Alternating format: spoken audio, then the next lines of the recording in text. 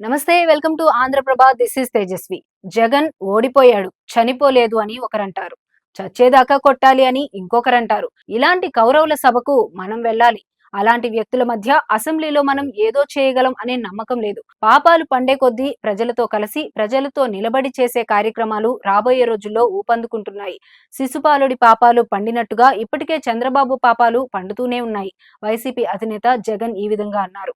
శుక్రవారం నుంచి అసెంబ్లీ సమావేశాలకు సన్నద్ధమవుతున్న తరుణంలో తాడేపల్లిలోని వైసీపీ కేంద్ర కార్యాలయంలో పార్టీ విస్తృత స్థాయి సమావేశం జరిగింది.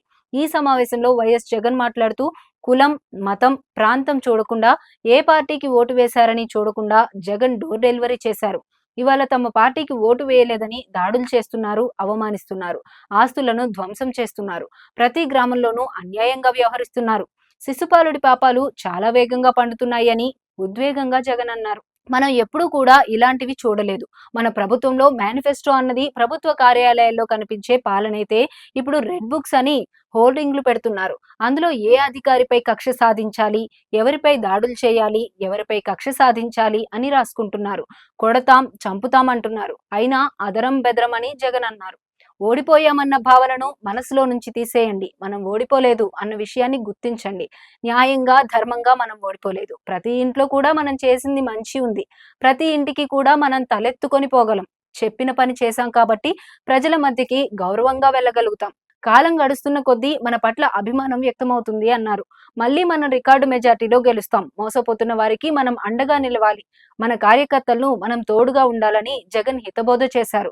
ఎప్పుడూ చూడని విధంగా కార్యకర్తల మీద, సానుభూతి పరుల మీద దాడులు చేస్తున్నారు. కొన్ని చోట్ల అవమానాలు, ఆస్తులు నష్టాలు చేస్తున్నారు.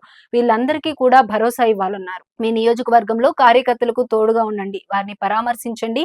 ఇప్పటికే పార్టీ తరపున ఆదుకునే కార్యక్రమాలు చేస్తున్నాం. పార్టీ ఇస్తే సహాయాన్ని మీరు స్వయంగా అందించండి. రాబోయే రోజుల్లో నేను కార్యకర్తలను కలుసుకుంటాను. నష్టపోయిన ప్రతి కార్యకర్తను కలిసి వారికి భరోసానిచ్చే కార్యక్రమం చేస్తాను అన్నారు. మా ఎమ్మెల్యే క్యాండిడేట్ మా వద్దకు రాలేదనే మాట అనిపించుకోవద్దు. కార్యకర్తలు కష్టాల్లోనూ మనతో ఉన్నారు. జెండాలు మోసి కష్టాలు పడ్డారు. వారికి తోడుగా నిలవాలి. ఎంపీటీసీలు, జెడ్పీటీసీలు, కార్పొరేటర్లు, కౌన్సిలర్లు అందరికీ భరోసా ఇవ్వండి. వీరిని బెదిరించే కార్యక్రమాలు, జోరుగా ప్రలోభాలు జరుగుతున్నాయి. రాజీనామాలు చేయాలని బెదిరిస్తున్నారు. మీ నియోజకవర్గాల్లో కార్యకర్తలను, నాయకులను పిలిచి మాట్లాడండి అని జగన్ వివరించారు.